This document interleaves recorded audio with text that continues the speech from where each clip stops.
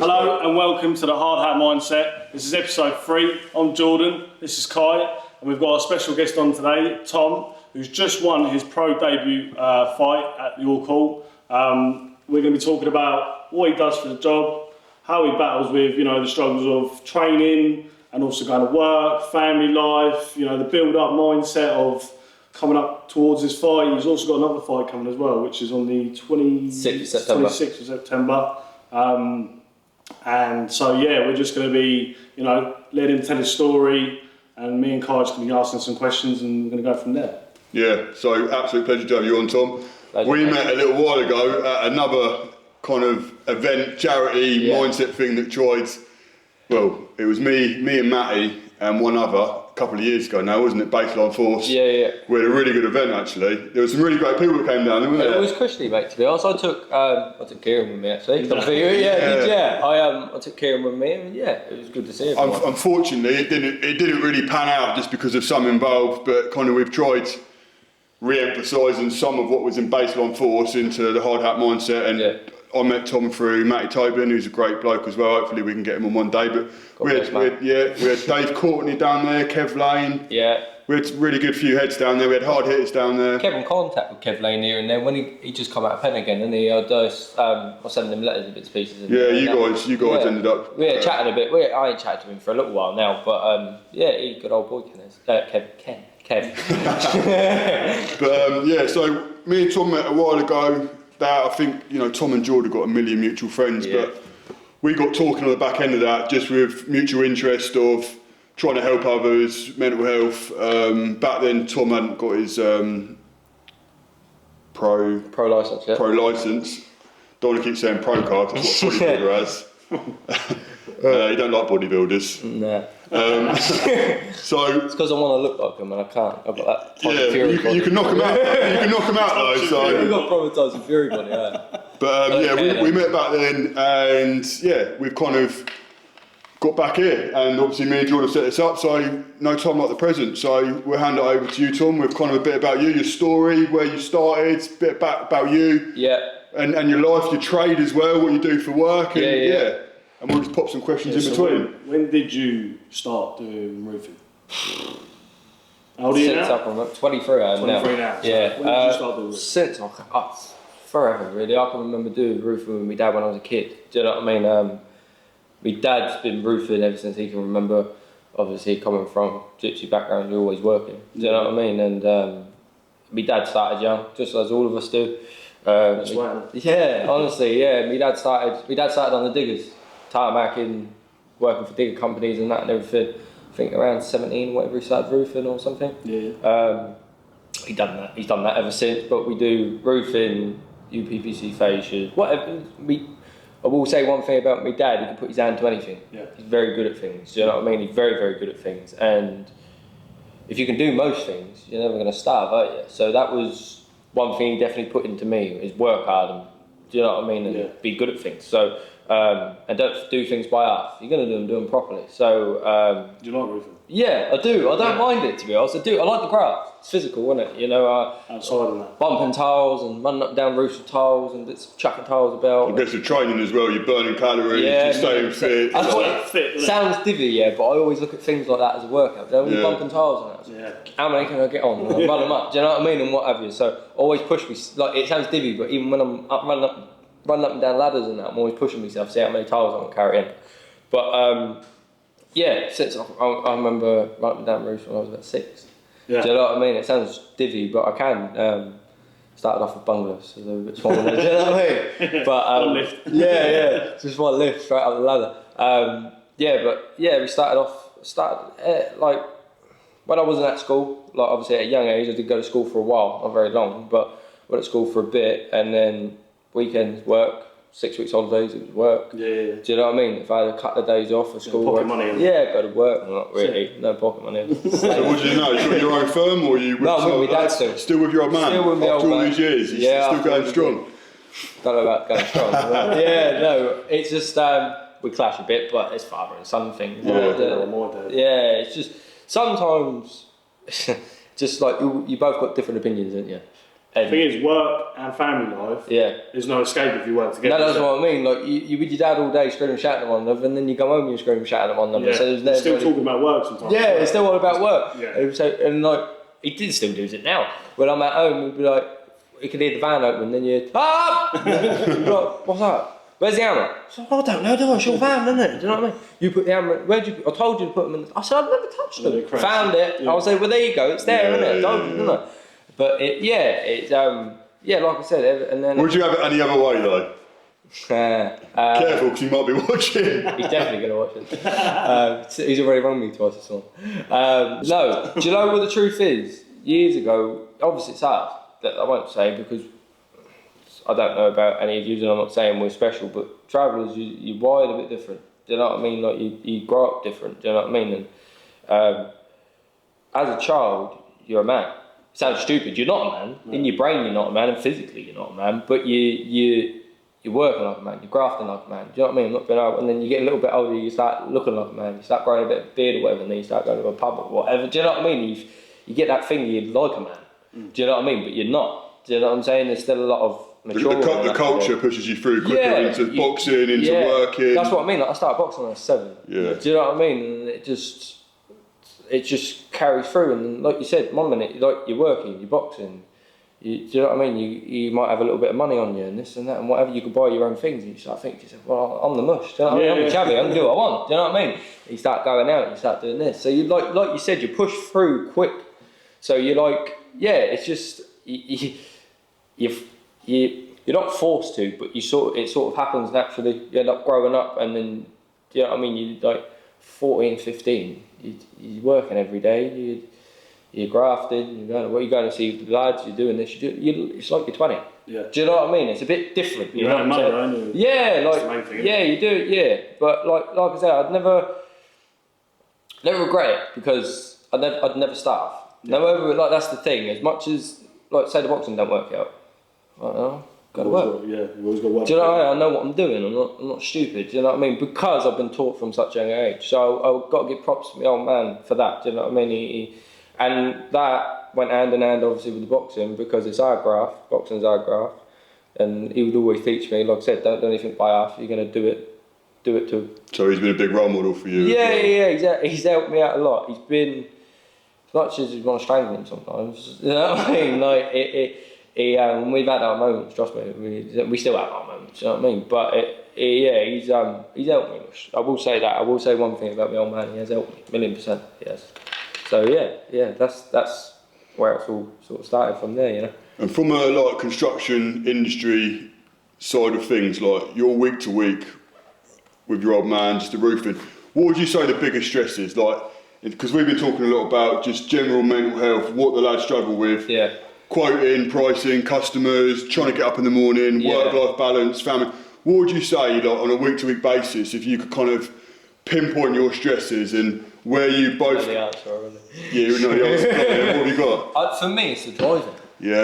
Driving. Do you know, like... It's all working back down here. Yeah, because I'm, like, obviously where I'm a bit away, because my dad's always advertised Southampton, Winchester, Basingstoke, Farnborough, do you know what I mean? All around these... Hampshire. Yeah, Hampshire area. And my dad's got a bit of a reputation, obviously he's been doing it for so long. Obviously, his bread and butter's them areas, do you know what I mean? Bournemouth, do you know what I mean? Wherever, do you know what I mean? My dad will go anywhere, do you know what I mean? Really. So, we went... it's always, like you said, hour, 40 minutes, 2 hours, and you're like, there, back, training. Like, I'm over an hour away from training as well, do you know what I mean? So, it's... So time. Yeah, the driving. It's like exhaustion. Yeah, it's exhaustion, and that like I'm not being funny. Like for instance today, like obviously drove 2 hours and I've jumped out the car and run. Yeah. Do you know what I mean? Like no one wants to drive all day, work all day, graft all day, and then drive home and then drive back out again and then go and get punched in the face. Yeah. Do you know what I mean? But that discipline is what separates you from someone who's still stuck in a bad place. You're getting up, pushing through those thresholds, and that's why you've now... Oh, listen, it's hard. I won't lie, it's hard. That's one thing you face day to day is trying to... Keep that motivation. Motivation is like...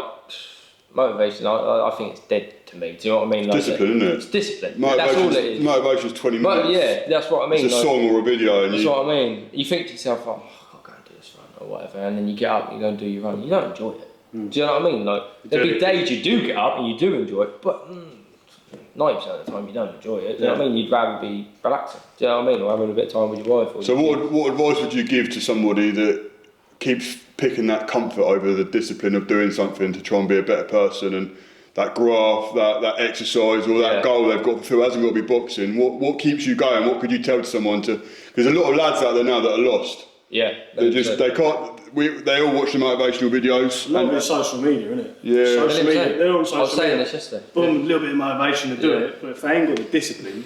What would you say are the key components for a man to go from motivation to actually discipline themselves to get up and being a better person and fucking working hard every day? Accept that it's hard. Accept that it's hard and get on with it. And get the fuck off social media. Yeah, get on it. Yeah, don't worry about like. I was thinking about this yesterday, Kieran, actually, funny enough. We was on about it, and he was saying, I said, Mush, I said, like, I was having one. We always have talks, you know what I mean? He's my best mate. We always have like chats and bits and pieces about what's going on and what have you. And I said to him, I said, Mush, I said, like, I'm fed right up, keep driving back and forth, training, work, and that's like, I've got no money, I've got this. I says, it's getting right, I'm in that. And he said, oh, I've been the same, Mush, blah, blah, blah, blah, blah. And he was like, but at the same time, Mush, it's always going to be hard. Well, yeah, really. Like, when you think about it, it ain't never going to get easy, because once one problem goes, another one comes, doesn't it? So you're like, just accept that it's hard. You got to find. Get on with it. You got to find peace in between. I feel like you got to find peace in that storm, ain't you? And that comfort to accept. Right, I'm going to get hurt. Oh, this is going to be hard. And I, a lot of everything for me spirals back to boxing. I can relate a lot of things in life to boxing. You know what I mean? Because I think of, like, even when I'm running, like, say if I'm going to run 10k, alright, that's 10 rounds. I'll go in my head. Do you know what I mean? So each K, I'm be like, well, that's the first round out of the way. That's the second round out of the way. That's the third round. Do you know what I mean? As I go through, so I just plan it like that. Do you know what I mean? Visualise what I'm going to do sometimes. You know what I mean? But like I said, whatever field you choose to go down, if it's CrossFit, if it's boxing, if it's weightlifting, if it's graft, it's all going to be hard. So there comes a point where you got to stop whinging and be a man and get on with it. Like, as much as you've achieved, as much as it's horrible, and people say, "Oh, that's tough love." Yeah, okay, I understand that, but then you can't baby. There's only so much babying you can do, isn't there? Do you know what I mean? If it was that easy, everyone would be doing it, right? The graft is what gives it the worth. If there was no sweat, blood and tears, what worth would the end product have? Because everyone could do it. It'd be meaningless. Yeah, you wouldn't have a story, you wouldn't have no growth, you wouldn't have nothing. If you went through life and everything was perfect, you had all the money in the world and everything you ever done was golden, you'd be like... If everyone could take it for granted so much as well, you wouldn't have that discipline either, would you? No, 1,000,000%, and I thought about this the other day. Like, obviously, day to day I face problems like everyone does. I'm not the only one in the world that faces problems, but I thought about this the other day and I thought to myself, right, look at yourself. You weren't meant to box, really. I had a lot of things that went against me that I shouldn't have boxed and what have you, and a lot of obstacles put in my way. But then I got married, had my baby, I got my licence, I won my debut. Everyone was screaming about my debut, how good I looked, how great I've done, this and that. And I thought to myself, all them divvy little voices in your head keep telling yourself that you're no good and you ain't going to get anywhere. Look what you've done. Yeah. Do you know what I mean? I'm not no world champion. Yeah, I'm not no world champion. I'm not no nothing special. But I faced a lot to get where I've got to. Do you know what I mean? And I do sort of pat myself on the back a little bit for that. Do you know what I mean? But there's still more to come. Do you know what I mean? As much as there's that voice in my head that's going, right, you've done it now. You can relax. You only just started, mate. You're 23. You've just done your pro debut, mate. You've just got to be at the right venue at the right time to promote it, mate. Anything could happen. I mean, I've seen this man as well on a bag. I mean, boxing bag. Yeah, boxing bag. Yeah. This is, we don't condone that on this. We've seen him on a boxing bag. Yeah. If you haven't already, we'll get some of his promos and fights and stuff. Get supporting, because Tom is up and coming, and yeah, very exciting. September next fight. 26 September. Very exciting. I'm looking for very sponsorship. Exciting. Yeah, get it out there. Money. Yeah, we got about 20 views in our last video. Yeah, up the views. Come on. Yeah. That's good. But I will say one thing, and I've seen this. I'm robbing this off someone. You'll never regret a workout you do, but you always regret the ones you don't do. Yeah. That's one thing that always runs through my head. I think to myself, right, I'll think about it constantly. If I do a workout, it might not be my best run or my best workout or whatever. I don't regret doing it. You're glad you've done it. You're glad you've done it. Never regret doing it. But if I choose not to do it, I'll think about that for weeks. Yeah. Do you know what I mean? Like, so you never regret a workout. You always regret the ones you don't do. How does all this, you know, like your work and your training, how does it affect your family life at home? She, obviously your missus is very supportive. Or? Very, very supportive. Yeah. Truth be told, if it wasn't really... She plays a big role. Yeah, massive. Obviously, obviously I'm a Christian, I give everything to God, and I believe He's pushing me and He's always there with me. But if it wasn't for her being there all the time, she supported me since we got together, and she was like, obviously she knew I boxed beforehand, and she used to talk about it and that and everything. And then when we first got together, she would be with me at every gym session, every spar. She'd used to sit with me in the track in the freezing cold while I was doing my sprints. Do you know what I mean? She'd be waiting for me to come home. I got to a bit where I think it was more trying to deal with whatever was going on in my head, but I was severely obsessed with boxing, like severe. I was when I was a kid, do you know what I mean? But once I got a bit older, I thought, this is what I want to do. Yeah. It was unhealthy obsession, because it can be. And I got to the point where I was training from anything to... I don't want a week that went past. I used to train like a pro. Even when I was an amateur, I was training like a pro. I trained twice a day, nearly every day. I'd do like between anything from 10 to 12 sessions a week. And I wouldn't stop. Even days, I'd do 2 sessions and I'd be like, right, it's 10 o'clock. I think to myself, I'll go and do a run. Do you know what I mean? I'll go and run 5 miles quickly or whatever. And she'd be at home waiting for me at 12 o'clock at night, and I'd be running at 1 o'clock, like 12 o'clock in the morning. Do you know what I mean? Just to so my head was quieting down, so I could say, right, I'm done now, I'm satisfied. Do you know what I mean? I've done my training, you know. And I was always up for pushing myself, And she's seen the graft I put in. She knows how much it means to me as well. So when I do have them days, the first person I go to is my wife.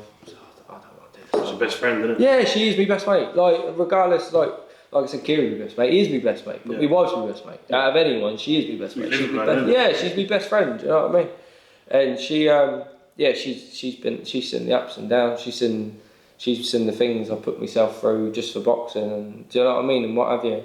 And then it's like the same thing again. She'd always say to me, you're so close to getting what you want. Why just give up? Yeah. She said, because she says to me, she said, the first thing she says, whenever I start on and keep going, like, I'm done. I say, I don't need this in my life, and I get emotional with it because it's a lot to me. I've got passion for it. Do you know what I mean? What do you get emotional about? Just feeling like you're I'm no good and ain't getting nowhere. Do you know what I mean? Like, you got to think when I was. So you're just being too hard on yourself. Yeah, very, very. That's the one thing I was thinking about earlier, actually.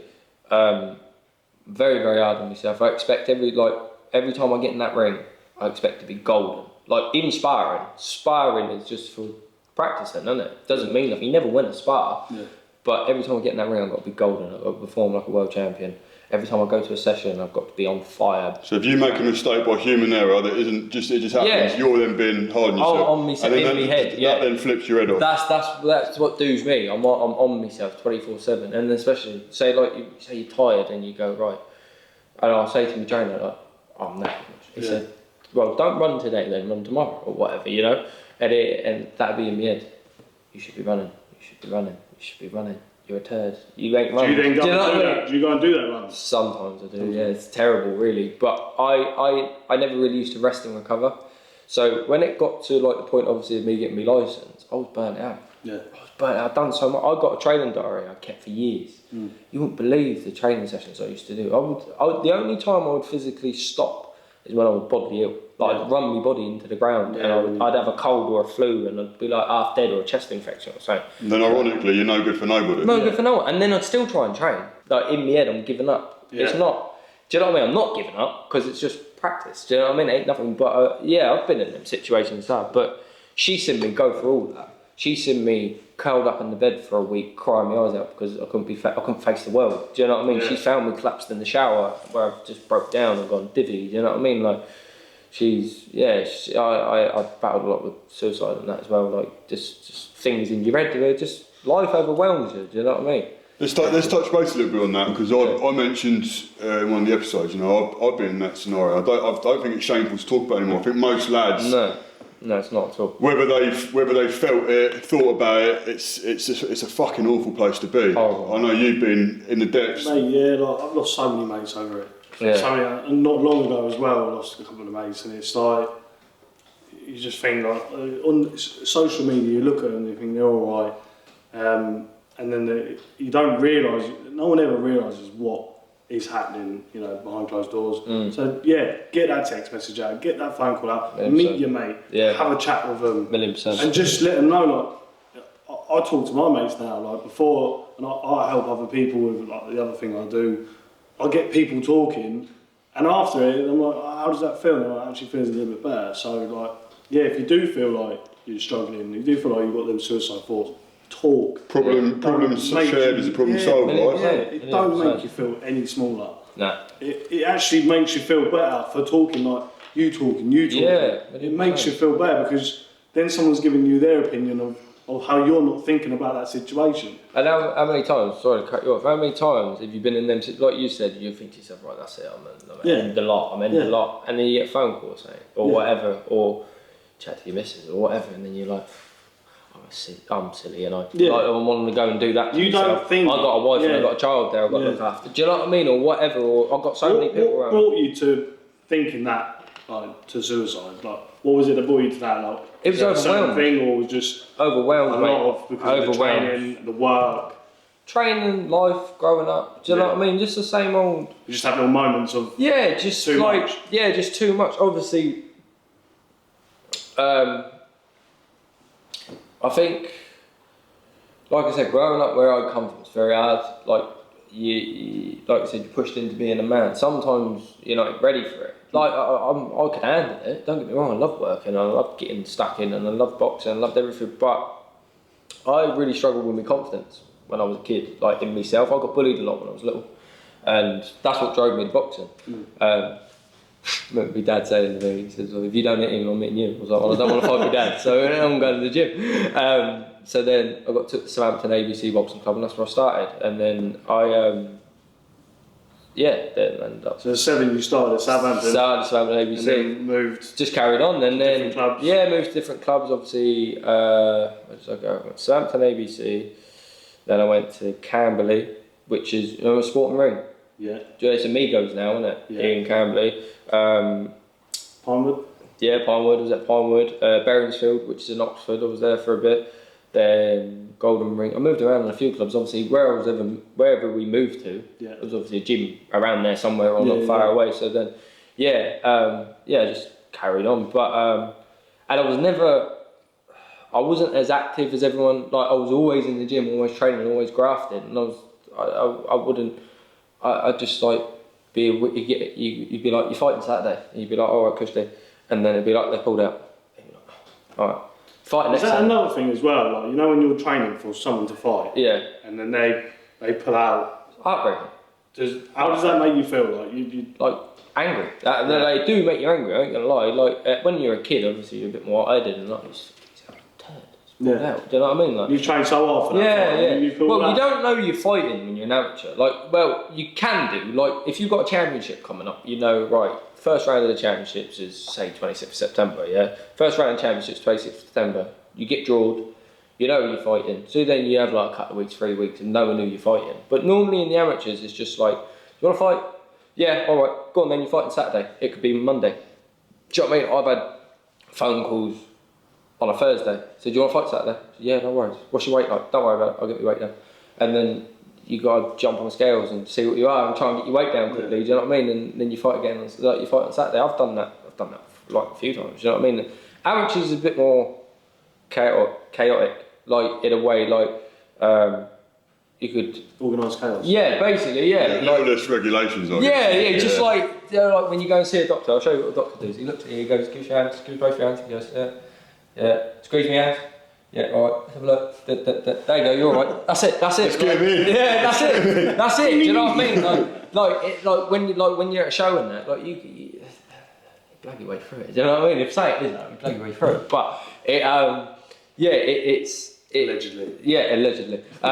Nothing's ever been up with me. I'm always in perfect condition. It just it's a little bit more chaotic. Like I said, you could get a phone call on Friday and you could fight on the Saturday. Yeah. Do you know what I mean? That's how it works. You could there could be a pull out, and they say, well, he's pulled out and he's pulled out, so why don't them two fight or whatever? Do you know what I mean? So it could be. You could get it on the day. I've gone to shows. I drove 2 hours for a fight once. Got there, and they was being a bit suspicious. I was like, clocked it straight away. Said to me, coach, something's going on here. He said, why? Something's going on. I said, they're being a bit funny. Like that, and they were like 2 gyms in one, and I was meant to be fighting another boy, but then they was trying to make out I was fighting this boy, and it was just being a bit funny. Like I don't know if they were trying to mess about with me or whatever, but then got there, and I was like, this is a bit dodge. I thought, I'm going to have to knock this kid Spark out to win. You know what I mean? Like it was on his show and all. I thought, I'm going to have to knock this kid Spark out for himself. So what was the suspicion about? Just that it was. I was just like they was just being very, very. I thought they were trying to. So you've gone there to fight someone. Yeah, and I think they switched the boy or something. And they were switching. Yeah, they were switching the cards over and switching boys or whatever. I can't remember. Like, they had 2 boys similar weight. Yeah, so they're just being a bit dodgy. Still to this day, I don't know what they were trying to do, but I clocked out it was happening. You know what I mean? Told me trainer. He said, "All right, no worries. We'll keep an eye on it." Well, anyway, I had a girl in my gym fighting before me, and she went in and she boxed a girl from their gym, and she absolutely pulverised them, stopped, standing 8 counts, everything, absolutely pissed it. Got to the end, raised her hand, and they was like, yeah, Christy. Then called them back in the ring and redone the decision and give it to the other girl. Found out you was a geezer. Yeah, basically, yeah. No, but then, so then my coach obviously went, crackers, how can you, like she's clearly won, you've given her the decision and then call her back in and switch it over. Well, that would have fucked with her. Yeah, and she was only a little girl. Yeah. You know what I mean? She was like 10 years old. Do that, you know what I mean? Or, well, what is it now? 12, I think you've got to be. And he was like, no, not having it, you're not fighting. No point coming all this way just to get robbed. So you didn't fight? Didn't fight, I had to drive 2 hours back home. And that's another thing as well that playing on your mind, isn't it? Yeah, and then when I was leaving, they were trying to smooth it over and make it sweet. And I got in the motor. He said, like, I'm not letting you fight whatsoever. So I said, all right.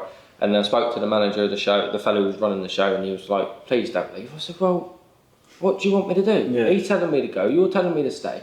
Yeah, but it's going to mess up the show. So I don't really care, to be honest. If I'm not coming here for a fair shake, I ain't fight. Like, I don't really want to fight. I'd fight, but if I ain't having a fair crack at the whip, I don't want to waste my time. You know what I mean? Stu was like, no, he's not fighting. Go home. So all right, no worries. So I got in the motor and then driving home. About an hour later, I get a phone call saying, no, they want you to come back because they want you to fight. I wouldn't bother, mate, if I was you. He said, no. I said, well, I'm an hour down the motorway now. I've already drove there once. Your head's just gone. Yeah, my head was wanting it and that. I was sat there like that looking at the phone for myself. So tell me dad to turn around. We coach saying like, you're going to smash this kid and this and that. I was about to tell me dad, I said, turn around. I said, I'll go give it to him quickly. I said, we'll go home. Do you know what I mean? But no, he said, and I went back in the gym the next day and he said to me, there's no point. Yeah. There was no point. You'd have to stop him in 10 seconds to win. Do you know what I mean? Like, you weren't going to win. Do you know what I mean? Let's be real. So I said, all right then, no worries. But that was the legend Stuart Gill. I'll give him a shout out. Golden Ring Boxing Club in Millbrook. He's known me since I started boxing, since I was 7, and watched me grow and that and everything and what have you. And I ended up boxing for him in the end. And then he's one of them men. He's been around the game all his life, boxed himself and that and everything. Obviously, knows the ins and outs of the sports, knows when something's right and ain't right. So trust his judgment on it. And then what better man to trust his judgment on than someone like that? He's a legend. He's a legend in boxing. Everyone knows him. You know what I mean? So yeah, just trust his judgment and left that one. So just stripping it back to like boxing career, suicides, thoughts, and just life in general. From starting boxing at 7 to where you are now, just kind of give us a bit of a story of where you've come from that 7-year-old boy to who you are now, with any life-changing moments in terms of highs and lows, made you, break you, getting married, any mistakes you've made back, whether it's on the wrong side of the law, allegedly, any sort of big changes in your life that have happened, not necessarily bad, good, just good to bad, ugly really, like which has got you feeling great, where you thought you might have just about to make something, then you've been rock bottom. Just give us a bit of a story of your life of just. So started boxing when I was 7. Southampton ABC was the first club. Straight away, instantly fell in love with it. Loved it. After a week of being there, it was like I was there for 2 years. Do you know what I mean? I just took to it. Like, I won't lie, I did take to it. Like, duck in water. Do you know what I mean? I was hit the bag. I looked like I've been there for so long. I could skip straight away. Loved it. Obviously, loved Rocky. Who doesn't love Rocky as a kid? Do you know what I mean? It's on your top. Exactly. Yeah. Sorry, I forgot about that. Obviously, and then. I didn't buy that top because of that, by the way, I'm not a weirdo. It's just a cool top. Loved Rocky and what have you, and going to the gym, hitting the bag, and sparring and that, you thought you was Rocky. Do you know what I mean? Like, and when you grow up and realise that Rocky couldn't box worth shit, really.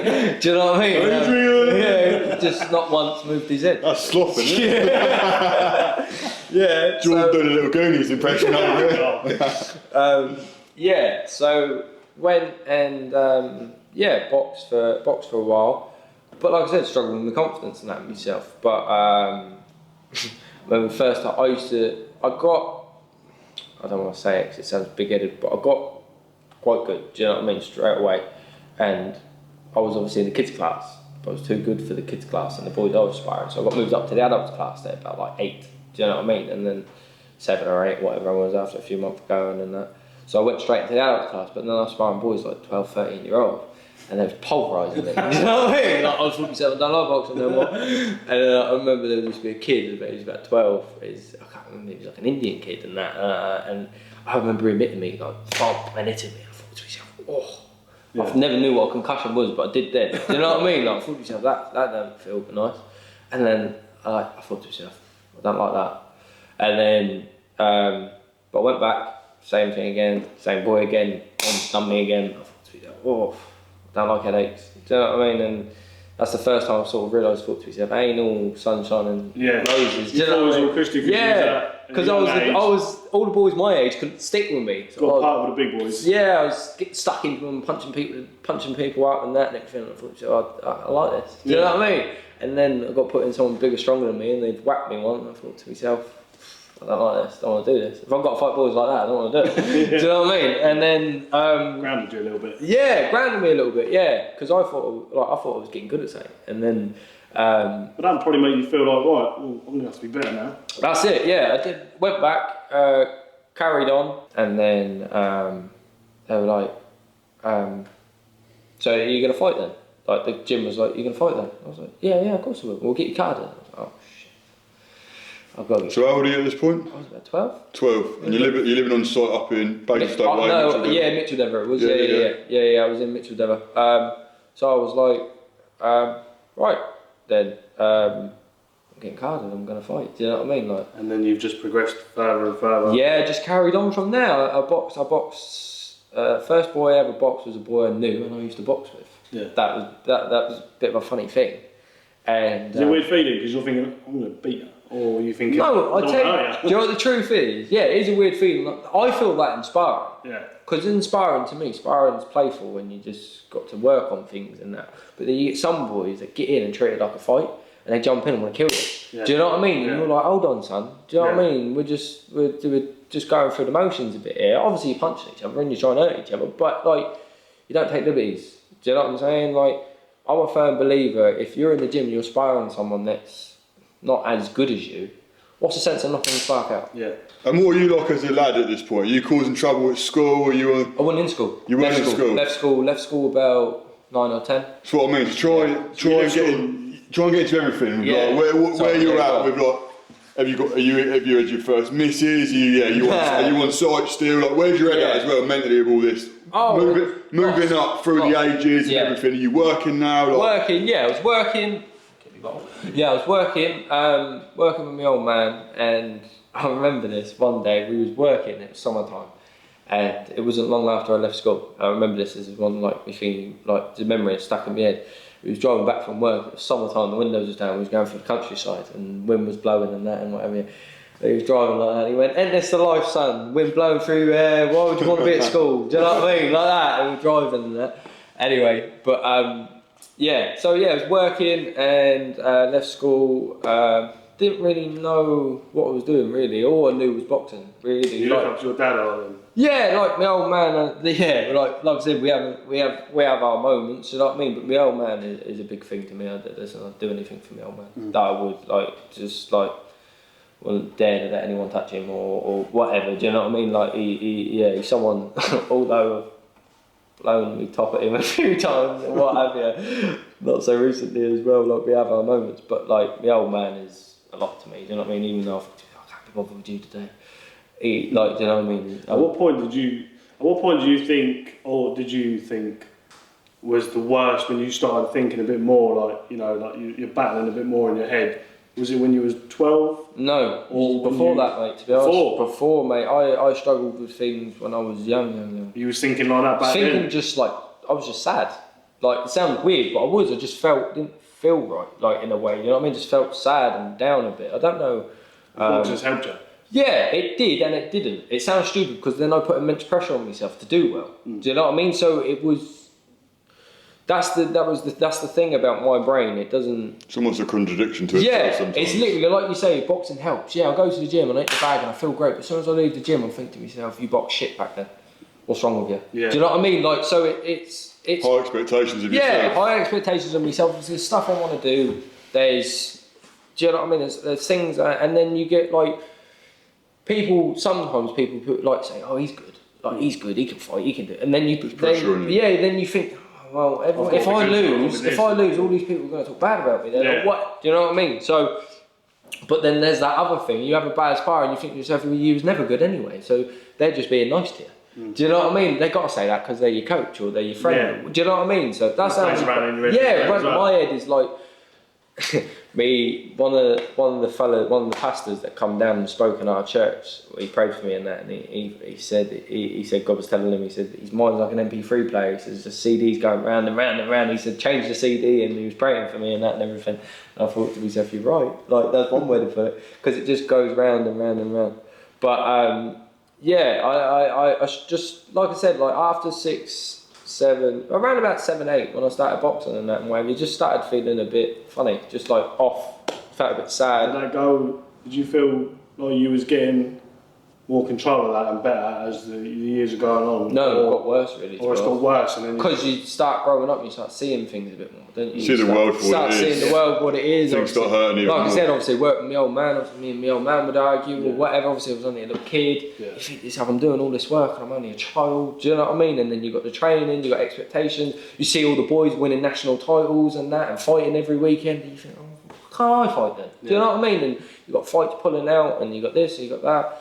So I was always very hard on myself, like in my own head. And like when I got to about 12, and it got to the point when I was having that first fight, I was like, I've got to win. Like I've got to win. Like I don't care. Like you've got to separate your feelings from rash. Like you've got to understand what you're feeling is life. Do you know what I mean? Because you're going into it and you think to yourself, I'm going to get killed, I'm going to get knocked out, everyone's going to think bad of me, everyone's going to talk. But you got to understand that that's just you. That's just your brain. That's the evil in your own brain trying to talk you out. Yeah. So do you stop and whimper and shy away from it, or do you just go into it just head first and whatever happens happens? And that was sort of how I looked at it. And then believe it or not, sparring side on fight night when I get in that ring, it's the only time in the world that my brain goes blank and I'm quiet. Like, it sounds weird, like my debut, obviously I would talk about that a bit more later on, but my debut, within a flash it was over and I don't remember it. Like, sat down. Survivor, you're keeping yourself alive in the ring. Yeah, I just sat down like that and my coach went, right, it's round 4 now, you've boxed unreal. And I was like, round 4? Thought to myself, like, yeah. And then I looked back on my video and I was like, did I do that? Did I do that? I can't remember that. Do you know what I mean? When it's go time, I know. Do you know what I mean? Like sparring's different for me. Sparring, I get through sparring. You know what I mean? Like I work on things, I get through it, and I think I can do this, I'll do that, but I won't put myself in unnecessary risk or danger. You know what I mean? But fight night, it's go time. I'm running through you. I don't care who you are. Do you know what I mean? Like I can flip a switch on fight night. Do you know what I mean? And but you've done very well in your first pro. Yeah. Cheers. It was a lot building up for. Another boys went down there and that. Yeah, mate. To be honest, I had a lot of support. I had people. It's weird. I had people come that I didn't think was going to come, and the people I thought was going to come didn't come. Do you know what I mean? Like it's weird. But listen. Shout out to everyone that come to me debut. It was a big thing for me. Like it was everything that I faced, everything that went against me. It was all for that moment. Do you know what I mean? It was all for that night. Just for everything to go the way it did. How did you feel after it?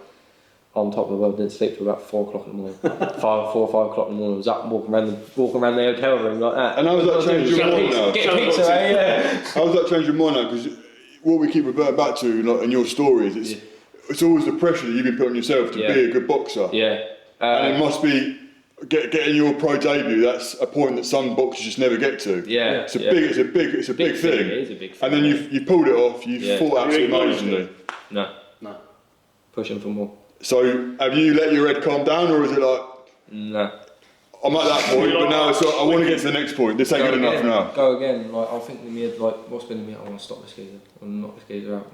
Like there's always that dilly little bit side of me that goes a bit. So what's your? If you could, we always say this, and when we get there, it's never good enough. But right now in your head, what's your golden podium moment right now of your wife, your life, the boxing career? What are you after? What do you think is going to make that head feel content? What are you fighting for right now? Mentally, physically, and for the boxing. Do you want to know the truth?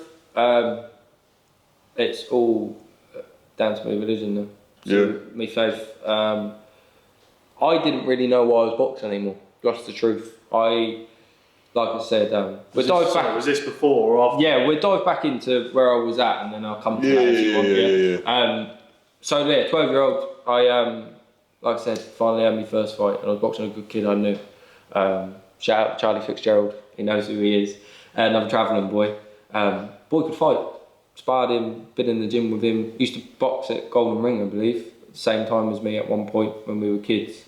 The boy could fight, knew who he was, but I beat him. I was like, same thing again. I was like, I can give myself a little bit of props. I beat a good kid here in my first fight. Do you know what I mean? So then, anyway, after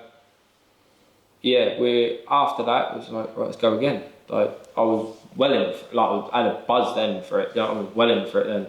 So went again. Boxed they done me a bit dirty, but it played in my favour in the end because I felt strong. I felt like I was ready to take on the world. Do you know what I mean? Even though I had them silly little voices in my head telling me I was no good and I wasn't capable and all that and what have you, putting me down all the time, I felt good. Do you know what I mean? I felt I could push through it all. So boxed a boy who had about 10 fights. I think he stopped like 5 or 6 and won every fight. But I didn't know that. My fight pulled out like a couple of days before, and this was the only boy they could get in for me. So they chucked me in with him. I pulverised him, ring post to ring post. Absolutely battered the kid. Smashed him into bits. Well, not smashed him to bits, but give it to him. Do you know what I mean? And I come out the ring, and my dad was like, "How do you feel?" I was like, "Yeah, Christy." He was like, "That boy had 10 fights, you know." I went, "What?" "That boy had 10 fights, you know." He said, "He stopped 5 or 6 of them, or whatever." Straight away, my head's gone like that. I'm the best man alive. I'll fight anyone. Do you know what I mean? Like, I don't care. Do you know what I mean? And then my dad was like, "Shut up, you did." Do you know what I mean? So straight away you get. Bit of ego now, the age. Yeah, well, like 30. Like now I'm like, say like I'm like 13 or whatever. And then I me go. I remember my next fight. I boxed a kid on my home show. Same thing again. Smashed him, but I didn't box as good as I could because my head went a bit. Do you know what I mean? Talking to him in the ring, howling at him, saying, "You ain't shit," and this and that. I remember watching, I'll tell you who I was watching the night before, I was watching Adrian Broner, and I loved the way he boxed and that, he was sharp and that and everything. He used to holler at people, "You ain't shit," and talk to him and whatever. And I remember he went, bam, he hit me with a right hand. I've always had a good chin. That's one thing I've always had. I thought, if you hit me with a brick, it won't move me, you know what I mean? That's one thing I will say, I'm quite tough. And he went, bam, and he hit me with a right hand, and I went, yeah, is that right? Is it like that? And started hollering at him, and then he went, bam, hit me again. I thought, you turn. Like that. Anyway, so pushed him off, got back to, but I won the fight comfortable, but I never got the decision. And I was like, got out of the ring, oh, these judges don't know what they're on about, this, that, whatever. Anyway, walked off, and just giving it mouth afterwards, like being an idiot. Stood there with the coach, don't care, I'll fight him again. I said, I'll stop him 30 seconds and this and that. I was just giving it all the big one, do you know what I mean, getting upset. And Mum's like, all right, calm down, babe. And I was like, I don't care if he's coaches there, I'll knock him sparking. I was just going divvy, do you know what I mean? I thought to myself, I know I've won, do you know what I mean? And that happens a lot in amateur boxing, you get a lot of bad decisions, do you know what I mean? That's one thing that's ruined the sport, is it happens in pro game, it happens in the pros, but amateurs are terrible for it, you know what I mean?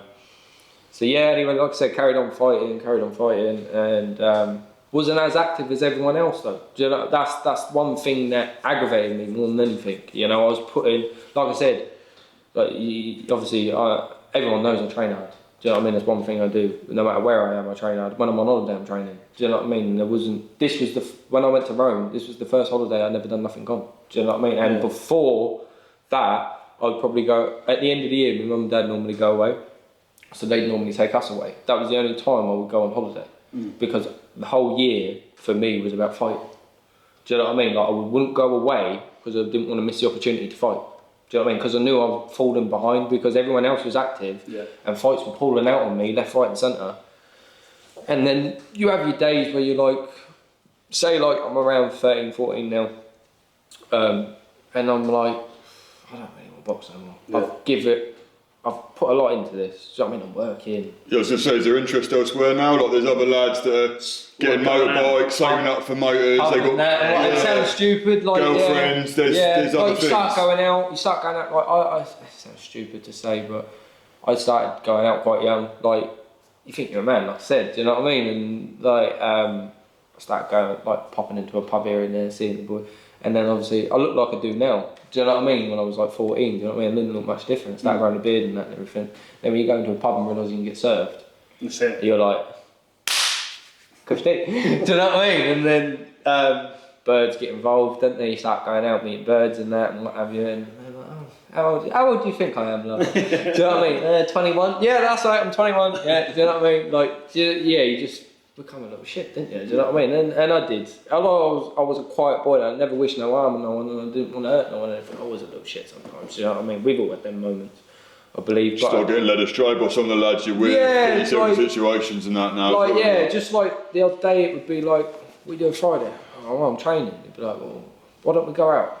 Yeah, we're going at the pub. Come meet. Yeah, why don't we go out? Like, yeah, all right. Next thing you know, next thing you know, you get someone's ID, allegedly. Do you know what I mean? You start going out places and what have you, and yeah, like, then drink isn't good, but it's new. Do you know what I'm saying? Like, you don't experience that, do you? So then at house parties, drinking, obviously there's liquor everywhere, so you're drinking and that and everything, and it's just like, I will say one thing, I'd never give up on the boxing.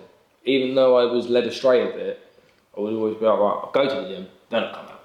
Do you know what I mean? Or, I can't come out tonight, but we'll go out tomorrow. Do you know what I mean? Like, I did one thing boxing did do, I think it took a bit of steam out of me. Yeah. Because I was hot-headed, I was still hot-headed, do you know what I mean? Like, although I wasn't that confident within myself, I was game and hot-headed. I'd rather get knocked out than walk away from anything. Do you know what I mean? So, like, stupidly, you obviously you're in a pub, you're drinking, you end up arguing with men. Do you know what I mean? Like an idiot. And knowing you can box at this point, and you've got lads around you that might not be able to box, but they know their best pal can box. Yeah. You're getting yourself in a few situations now. You get used a bit. And stupidly, like I was saying to you earlier, when you see your mate in a situation, you're like, hold on.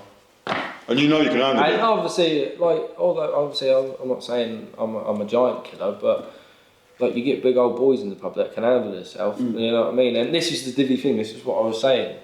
This is where it spirals back to God for me.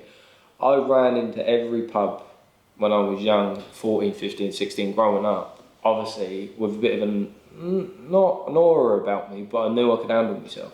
Even though I wasn't confident in myself, I knew I could handle myself. And anything that goes any which way, when it's go time, it's go time. Do you know what I mean? I knew I could.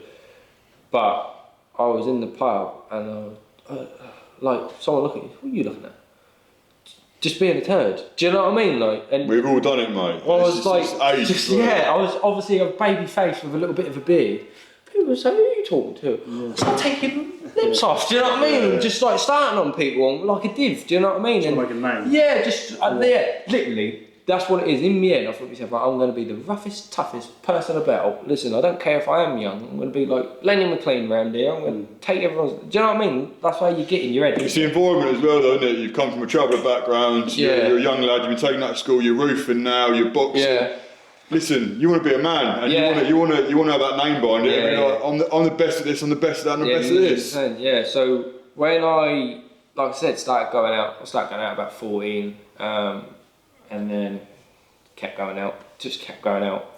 Still boxing, not getting the opportunities like all the other boys was. And I suppose I was running from whatever was going around in my head as well. I suppose like obviously going out on a weekend or going out of a like Thursday, Friday, Saturday, whatever you was going out, or going out and not coming back for 3 or 4 days. Do you know what I mean? Like an idiot.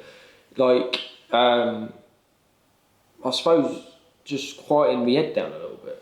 Like where you're pissed and you're acting like an idiot, you're not thinking about whatever was going on before you walked into the pub. Do you know what I'm saying? Yeah. Like whateve's going on in your life, whatever you like, if I had an argument with my old man at work or whatever, like you go into the pub and get drunk and get silly. Losing reality, isn't you? Wake up at whoever's, and you're like, Calf. yeah, get breakfast, go back home, and then the old man's, where are you? See you later, I'm going back out. Yeah. Do you know what I mean? Do you know what I mean? And then you go back out and ring the boys up, what's cracking tonight then? There's a house party down the road. Yeah. Let's go. Do you know what I mean? Go straight into the house party, smash the house up. Do you know what I mean? Leave. Do you know what I mean? Yeah. It's just spirals like that, and then before you know it, it's normal.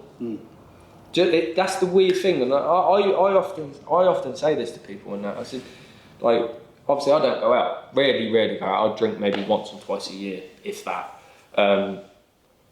but not paralytic or I just have a beer or two or whatever, you know. I went out not that long ago with my mates, and I had a bit more than 2, but I wasn't drunk or silly or anything. I know. Merry. Yeah, just fine. You know what I mean? Just like, and it's against my religion to like get drunk and disorderly in a way, do you know what I mean? Like you should, it says in the thing you can drink, it says like in the Bible you can drink but you can't get drunk, do you know what I mean? Yeah. So I know my limits, I know what I can do, do you know what I mean? And it was a bit of a special occasion, but I never went mad, never went silly, do you know what I mean? So yeah, about 17 I had a look at myself and I thought to myself, you've got to cut all this out. You've got to, I never got around drugs or nothing like that. It was just drink really, just drink and bad people. I won't lie, bad people. I had people around me that was bringing unnecessary drama, silliness, arguments, fights, and what have you. I never fought, but just the chaos that comes with it. I was always. It felt like I was always there to back up someone. Yeah. I won't lie. I'm not saying I'm big, bad, and what have you. I'm not. I'm really not. I'm an idiot.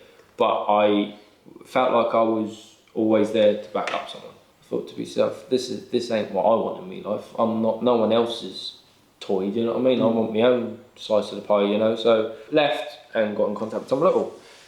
Went up and trained with Tom Little. Daughter, you can fight. Like straight away on the case, you can fight. I'm telling you now, you're going to do big things. I was like, really? I've never heard that from no one. Really, like my old man sort of give up a little bit me with the boxing. I don't know. Is that because of you going out and all that?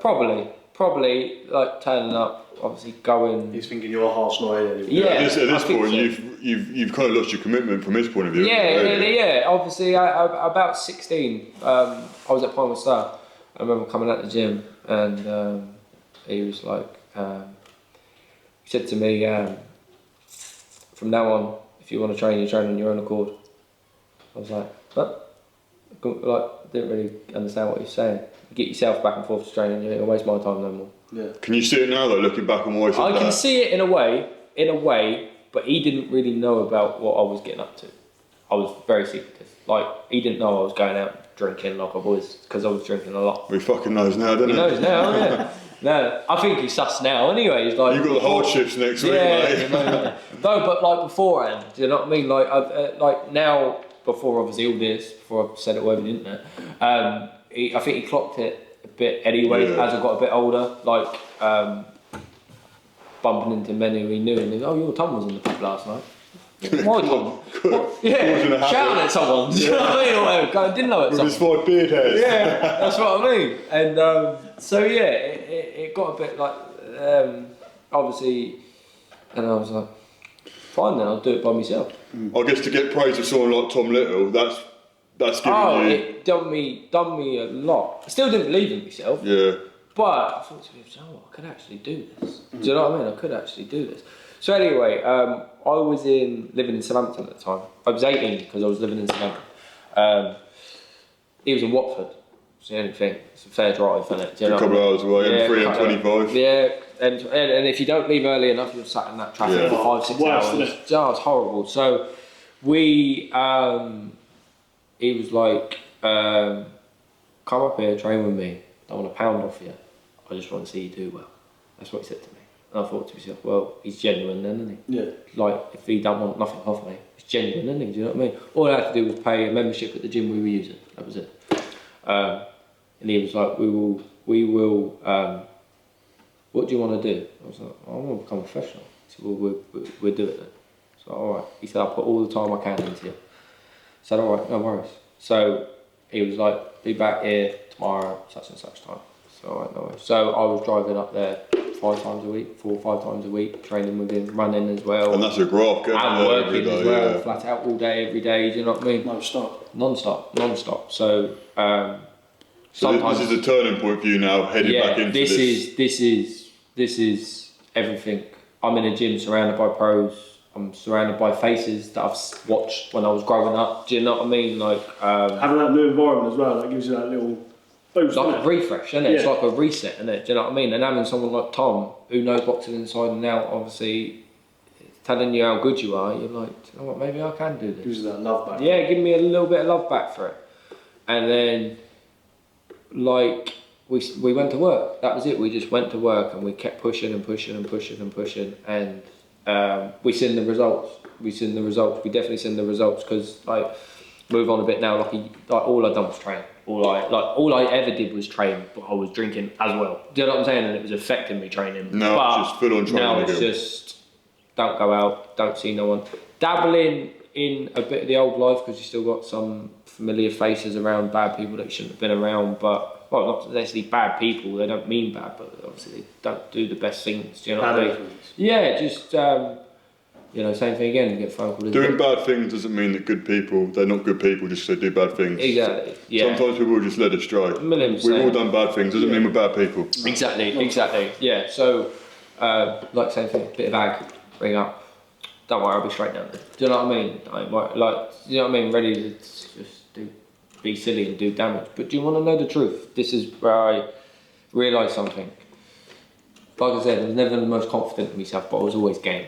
And I would go to any situation, whatever it was and what have you. Nothing ever really popped off. Weird, isn't it? And I thought to myself, why? Like, I used to be upset sometimes, walk away from anything. Well, I've come all this way for nothing. Yeah. But when I look back now, I believe that was God looking out for me all the time because I could have got myself really, really hurt. Do you know what I mean? Or put yourself in a situation where that I shouldn't have been in. Yeah. Do you know what I mean? And like I said, like even in pubs, like arguing with fully grown men at a young age. And they'd be like, all right, calm down. Do you know what I mean? You'd be like, it's all exciting, isn't it? Yeah, until someone gets slapped, and you get slapped, it's the hit on the concrete, and then you're looking at 8 years on a man's That's what I mean. Like, obviously, knowing what what's I do, it worth? I would have, obviously, they would have looked into me, seen a box, and that was it. I would have been straight and felt them or something, or whatever, and I would have had a bit different, aren't you? Yeah, because obviously, where I box, it's horrible. Yeah, it sounds cringy to say, but their class is lethal weapons. They say you're a weapon, don't they? But far from a weapon, but you know what I mean. So 18, and that's we were grafting, and I've never actually told it. I've never really said this before, and it's going to be out there now. I wanted to turn pro straight away, and he was like, "Okay, get your forms. We'll sign them. We'll do it all." And we turned pro. We went to turn pro, and I got denied. Believe it or not. What were the reasons? It was after COVID and that. Right. After COVID. I bet that put a bit of a in your head, didn't it? So you've gone from going right there, training with Tom, you're back in a good place, you've signed the paperwork, you think you're going pro, and I bet your head's just flattened you again. Absolutely, because I battled so much just to get to that point. Like, come through a lot in my head through life just to get to that point, and then walked in that office, sat down, had the interview, and they tell you to go out, and then you come back in and they give you a decision. Had all my training diary, did everything perfect, walked in, sat down, he went, I'm afraid we can't give you a licence. What? Can't give you a licence, he said. It didn't sink in, and I started welling up straight away. So I thought, what? I couldn't believe it. I nearly cried my eyes out there and then in front of the people. And he went, I'm sorry, he said, it pains me to do this. He said, it's refreshing, he said, to speak to you. He said, well, you've had the best interview, he said, we've had in a long time. He said, you've got a great representative, he said, and Tom with you. He said, and I really do think you're going to do, you will be a professional boxer, he said, but at this moment in time, we can't give you a licence. He said, you put me through all that just to tell me no? Yeah. And told me I've had the best interview you've had in a long time. But your head was like confused, wasn't it? I just couldn't work it out. I just couldn't work it out. Do they tell you why you don't get it? Or there's no reason? No, that was it. So you're just questioning yourself now? Yeah, and that was like, well, I ain't good enough then, anyway. All this time I've built myself up a little bit. I thought of myself a little bit. I thought I was worth that much. Do you know what I mean? I never had a great thinking of myself anyway, but I thought I was at least worth something. Shut you right back down. Boom, that's it, done. I was like, okay. And he went, but please, they said to me, their exact words, please go off, have another year or two, have a few more fights, and then come back and we will give you a licence, they said to me. That's what they said to me. So I was like, okay. Walked out the office. Tom looked at me. Don't worry about it, he went. We'll do what they said. Yeah. I was like, yeah. But I was gone. My head was gone. It was like I said, the whole world just shattered around me. Didn't care what I got, who I had around me or whatever. The one thing I wanted all my life was gone. Do you know what I mean? All that big moment of you training from such a young age, going up, learning. And that was at a really more. good point, and then as well, like, I had people in the gym coming up to me, looking unreal in the spars, sparring pros that had got a name and doing more than, like, holding my own and doing more sometimes. You know what I mean? Listen, not every time you jump in the ring you're going to be Muhammad Ali, do you know what I mean? I'm not saying I am Muhammad Ali, but you have good spars, bad spars, but I was getting great feedback from people, and I thought, this is it, do you know what I mean? This is all I wanted. You were probably telling a lot of people I'm going for the pro. I told quite a few people, obviously, turning pro. They were like, obviously people knew me for years, yeah, Kushti, you know what I mean, this is what you've worked for, do you know what I mean, great. And then... There's nothing worse than putting something out there. Yeah. Whether you're doing it intentionally or not. I don't tell no one nothing no more, to be honest. Because of that?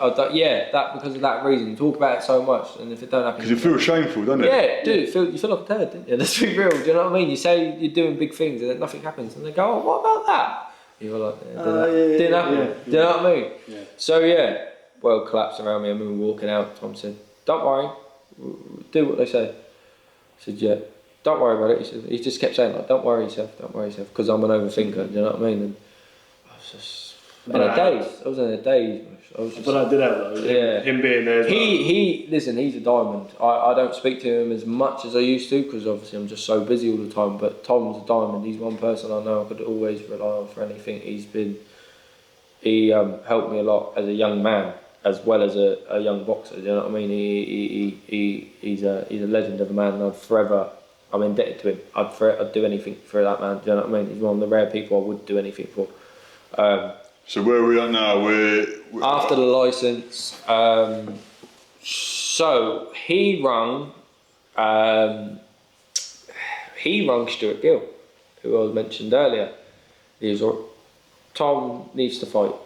Don't care when, where, get him out. He needs to fight. Just wanted to have his win, lose, draw. Don't care. Just want to fight. So it gets you active. So I can get my licence. That was it.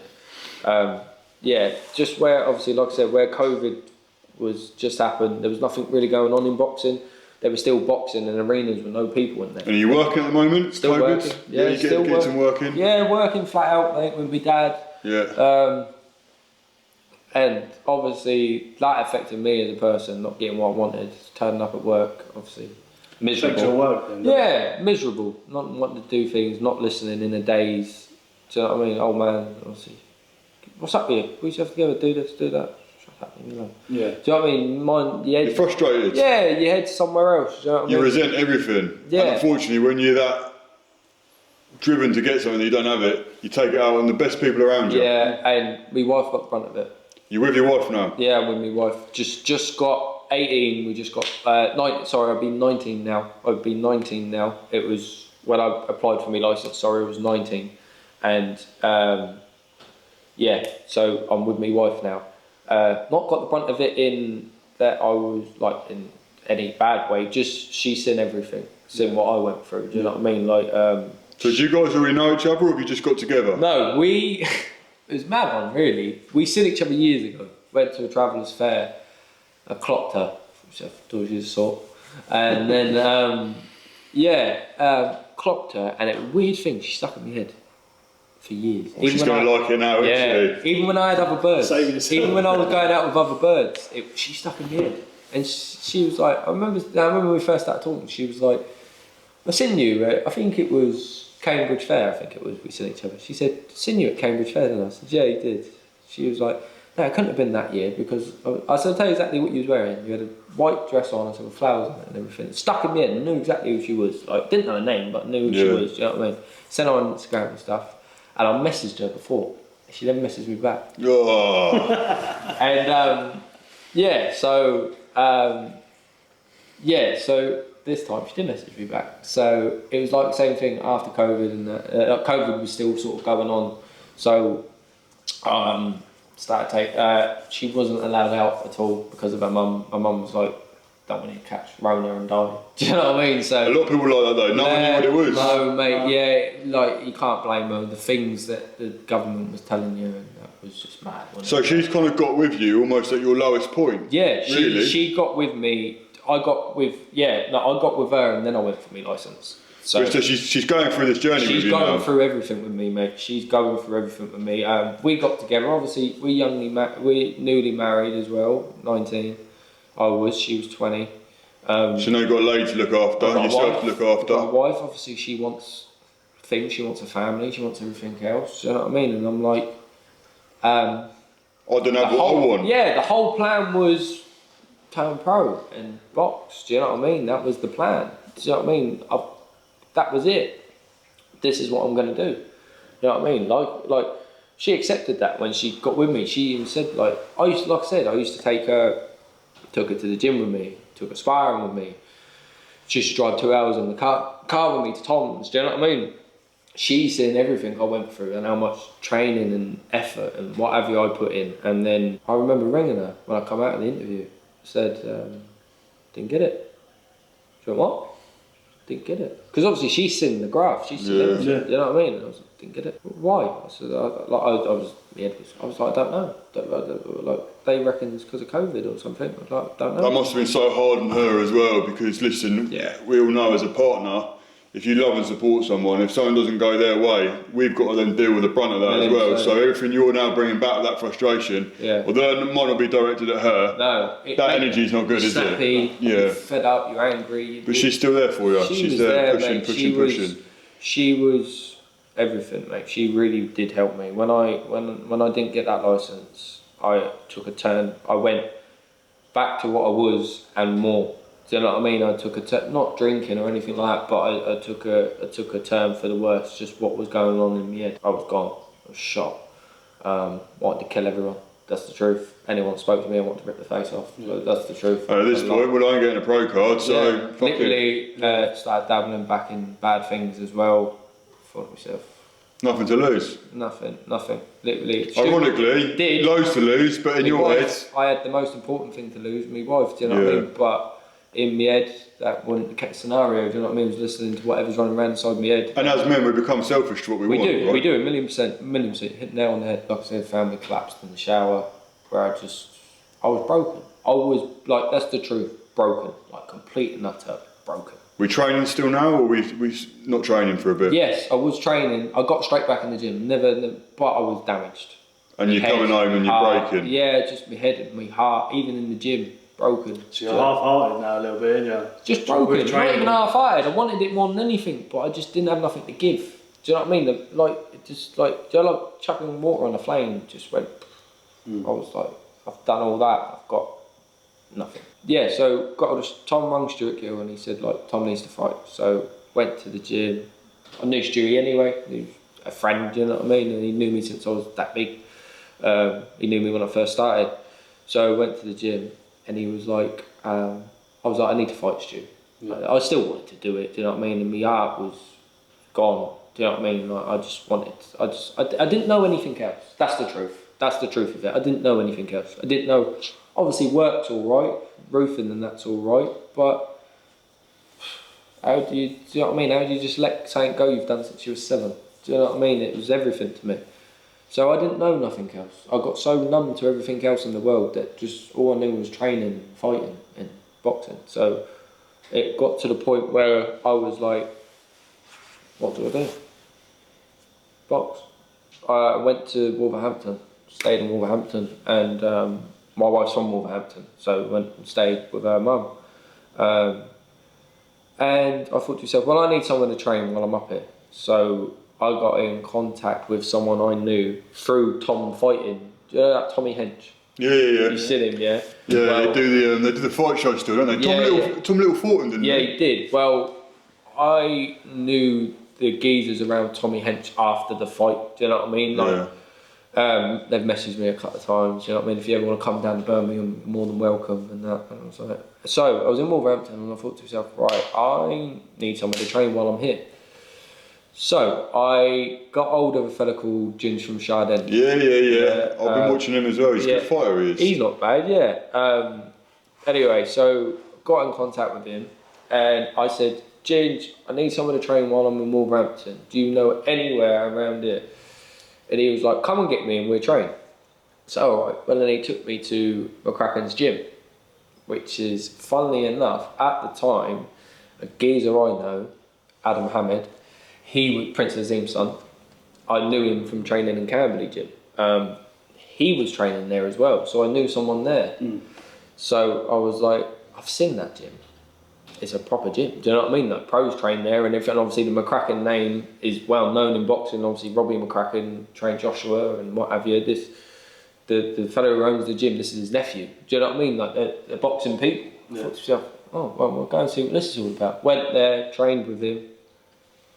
Got on like a house on fire. Spencer McCracken's my manager. Spencer Senior is my manager to this day. Spencer McCracken is part of my team to this day. They're people they've done a lot for me. You know what I mean? And I give a lot to them. I owe a lot to them. I really do. They're part of the story. Do you know what I mean? Of me sort of rebirthing myself and coming back and doing what I'm doing now. Such as obviously my coach Ian Weaver and that. It just.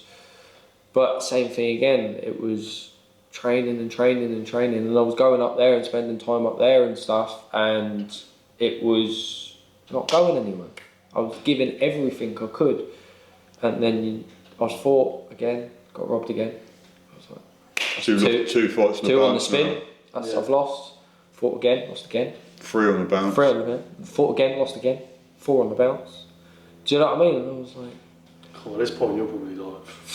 Mate, it was defeated.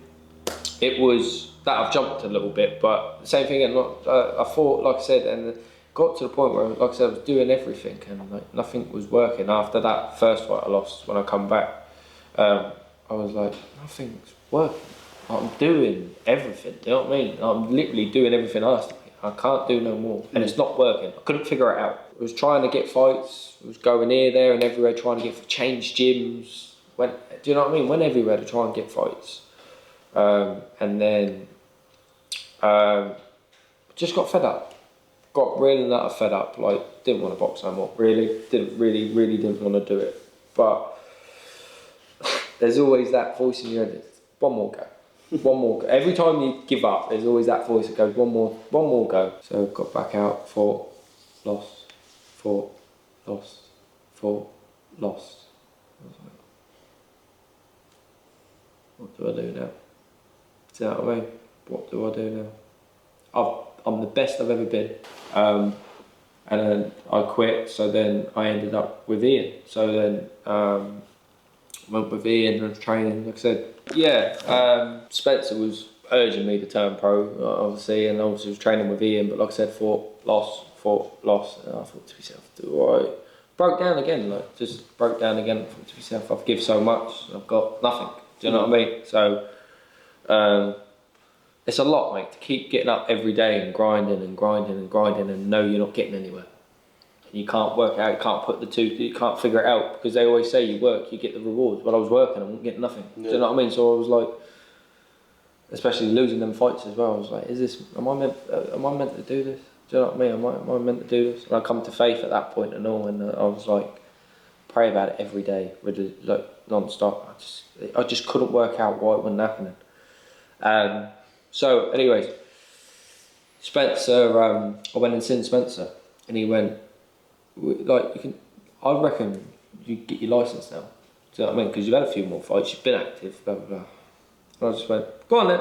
I didn't want to box someone. I went, go on then. Are you, at this point, not even scared now of it, like getting denied, because you're just already feeling low level again? Exactly. I just went, go on then. We're having a go. That was it. And yeah, applied for my licence. Got an interview date, like as quick as I sent it. Got an interview date straight away. Told, I think it was like 14th or something. 14th of November, I think it was, or something like that.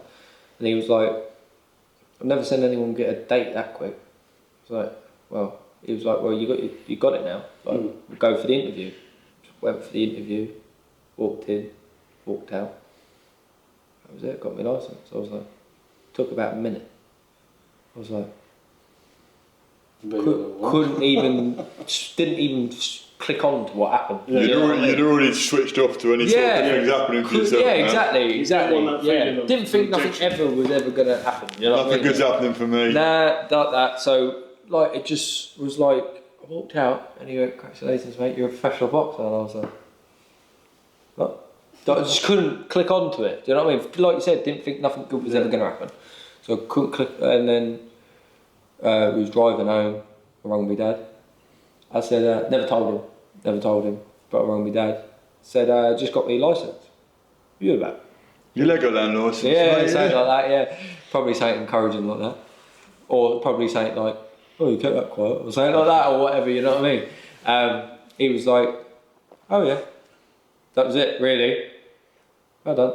That was it, like, that was it. I was like, okay. Yeah, so well, like, same thing, kept that quiet, didn't you? And that and whatever. And I was like, yeah. So what you got to do now? He said, I said, just do my medicals and that. Okay, alright, no worries. That was it. Spoke to him for about 5 minutes. That was it. All the way home I was talking about it, and then when I dropped Spencer off, burst out crying. Couldn't believe it. Yeah. Couldn't believe it. I thought to myself. But then, straight away, just what you want when you turn pro, I got a really bad knee injury start camp. No. Terrible knee injury. But bad to the point where it was like, that could end everything. I bet you're like, fuck. And I love running as well. Yeah. Like, my mental toughness was on the road. Like, I used to run, like I said, running 10k, 10 rounds. I just think to myself, first round, and then, do you know what I mean? That's 1k, that's 1 round. And think about what I do going through the rounds and talking to myself. That was how I used to beat my mind. So I used to talk to myself. I used to run with no earphones and just talk to myself and just push myself through it. Do you know what I mean? And that brain scan came out back alright, did it? Yeah, it did, yeah. But I'd run down the road. I'd run down the road and think people was in the hedge, and I'd say, "Go on then, jump out. Go on then." Like pitch black at night, thinking people was following me and stuff like that, like a div. But like, it's just where my brain was so doolally. And if you're going to jump at me now, and you're going to get knocked spark out. Or what, do you know what I mean? Like a div, shouting at trees. Do you know what I mean? And whatever, thinking people was hiding, waiting for you. Do you know what I mean? I used to think there was someone used to watch. In my head was that divvy. I used to think someone used to watch me training, like watch me running. And used to wait for me, and what have you. They were just waiting for me, and they was waiting for the right time to jump out. To do what? Just attack me or something, or whatever. Like I was doolally, mate. I just went doolally. So did you have to get his knee scanned up and everything? No, never. Just like to the point where I was like, I was heartbroken then as well. That just kicked me straight back down. So you just had turbulent trauma, just back to back to back to back. So you're not really having much peace or luck with anything? Nothing at all, no peace. That's one thing I pray for the most. I said, Lord, just give me peace. I don't care about the storms, I just want peace in it, do you know what I mean? And like I said, got a bad knee injury, and I was like, and they was like, you've got to be careful with this. like my trainer's seen it before and other people, and he was like, "You've got to be careful with this. You can't really run." I thought, "How am I getting ready for a fight then? If I can't run, I couldn't box. Really, couldn't put pressure on it. Every time I'd move to throw a punch, it would pop and go." And I was like, they were like, "This ain't good." Do you know what I mean? They wouldn't never sugarcoat it. Just this ain't good. Like, I was like, it's over before it even started. Yeah. Literally, that's the thing that was in my head. That's what just kept going for me. It's over before it even started. So what are you going to do? Like in my own head, I'm thinking to myself, what are you going to do? Swim. I can swim. So then I was swimming more than I was running. I was still running sometimes, like, because you've still got to run here and there, but I was just wrapping my knee up like you wouldn't believe, like, and running, hobbling down the road like an idiot. Do you know what I mean? Just to try and push myself through it. And even sparring, I'd move and it would pop. But I would say, like I said, in sparring, I'd sit on the ropes and I'd play scenarios in my head like, if my knee goes, I can't move. So I've got to draw him in. So I've got to sit and catch and throw and do this. So I'd sit myself on the ropes and let people throw away on me, and I'd take them and I'd roll and just like I'd just go through every scenario, like the worst possible scenario. So I knew how to deal with it. Do you know what I mean? Trained hard, sparred a lot of good people, knee held up, all right. Through it, we had problems, don't get me wrong, but we got through it. And then it come to fight night, and my knee was, I prayed about it and everything, and my knee was bomb-proof on fight night. Yeah. I strapped my knee up, I did strap my knee up, but it was bomb-proof. I could have played football for 90 minutes before I boxed and kicked balls as hard as I could, my knee didn't feel one bit wrong. Oh, wicked. And I was like, this was meant to be. Yeah. That was, in my head, I thought to myself, everything I've gone through to get to this point, God had a plan. It was all a journey, mate. God had a plan, and this was meant to be. Yeah. Like, as much as it's been hard. You weren't ready in them previous times. Even I still doubt it now sometimes. It's meant to be. If it's meant to be, it's meant to be. And what all of that showed me, what I've just talked about for about 6 hours here, was showing me that what God's got for you will never pass you. Do you know what I mean? No matter how things go, do you know what I mean? So.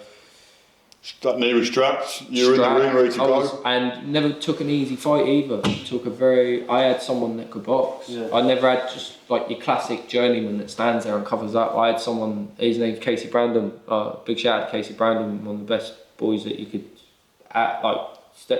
normally people would take him after 5 or 6 fights. I took him in my debut. Yeah. Do you know what I mean? And then there's another lad from McCracken's gym, Dean Doe, he took him on his debut as well and done well with him. But Casey's a good kid and he can box as much as he is a journeyman or a road warrior, as they say. The boy can fight. Yeah. And the video speaks for itself. You know, it's on YouTube if anyone wants to watch it. I boxed well. I boxed well, but even like I said, boxed well. Got all the praise after I watched it. I was like, and how's that knee now? All right. To be honest, I can run on it. I can do what I can. I can do more on it. And more importantly, how's that head now? Because that whole story has got to us to this point. Yeah. Denied, one way or another, whether it's licence, injury, amateur fights, personal life. You've got the pro cards. You won the pro debut. Yeah. You're now getting ready for your next fight. Where's that head at? After everything you've been through, the ups and the downs, you've got your wife. You've just been baptised. Yeah. Lots of great things going on in your life. Girl. Lots of great things. Yeah, my little girl. And your little girl. I've got another baby on the way as well. Mate, you've got so many blessings. That's what I mean, and you don't see that. After having this interview, though, like looking at your story, like actually now you're in the best place you could be. Yeah, but still beating yourself up. That's not what's in between my ears. Do you know what I mean? As much as it sounds depressing and sad, and still not good enough for you, is it? No, it ain't. But is that what's going to make you a better boxer, though? Probably. That's one thing that pushes me. I think sounds stupid to say, but you know, the hate for myself makes me want to get better, I think. Like I said, I come to faith like 2 years ago now, and I just leave it all up to God. No matter what's going on between my ears, like what's running around inside my head, telling myself I'm this, I'm that. If it's meant to be, it's God's plan. If it's not meant to be, I'll get redirected and chucked in another way. But at the moment, He's sending me down this path, and I don't believe He would put me through all that just to go, no boxing. Yeah. Do you know what I mean? If He does decide to do that, that's up to Him. But Well, from this interview today, I think, listening to your story from where you come from, I think, as much as you still have them high expectations of yourself and you're always going to be hard on yourself, from what you've been through, from all the setbacks, the blessing of your wife being with you by your side, your little one on the way, the little one you've already got, finding faith, you've had that pro debut, you smashed the first fight, you've got another one booked in. Mate, I think the karma of the hard work and the perseverance, the discipline you put in, mate, and when you kept saying to yourself, why do people keep telling me if you put the hard work in, it doesn't come back? It's all coming back around, and I believe that energy is coming back around, and I think, mate, you're onto a new journey now, mate, and I think all of that's done, and it's a new chapter for you, mate. It is. So where are you fighting? When are you fighting? Where can we find you on Instagram? If anyone's watching and wants to sponsor or message out, have a little shout out to anyone that wants to get in contact with you. So I'm fighting 26th of September, York Hall again, back on a TM14 show. My Instagram is Thomas J Cole, so you're going to tag me in it. It'll be on their profile anyway. Obviously, sponsorship's always welcome. Anyone can get. All you got to do is message me or one of the team. So yeah, I'm looking forward to it. Obviously, I'm in training camp now. Obviously, I come up for this today and that, and I'm looking forward to. Seeing what happens. And just putting on. I just want to go and put another great performance on. Like I did put a good performance on last time out. I want to put better performance on this time. Like I said, I'm hard on myself. I'm ridiculously hard on myself. But I want to put a good performance on this time and spiral off of what happened, and then just keep building from there. That's it. And I'm trying not to think into it too much of what the future holds and this and that, because I feel like that can overwhelm you as well. So I leave it, like I said, I leave it all to God, and I just train and just leave it as that. Just do what I can do. Well, thank you very much, Tom. You've heard his story, and Kai actually got him a little present. So.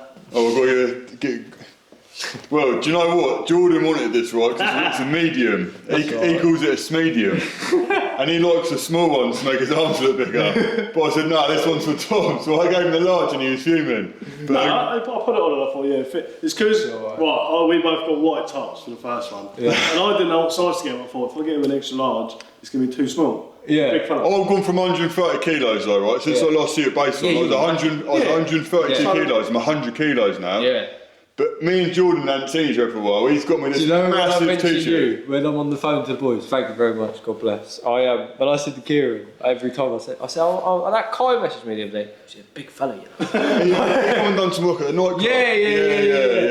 I always say to him, or whatever, I'll say, I'm going to do that podcast. I said, with Kai and Jordan Shipton. He go, okay, that Kai's a big fella, isn't he? He's a good lad. I don't know too well, but I know a lot of the lads that get on with him. He's a good lad from my bird. Honestly, I got an extra large, and it was.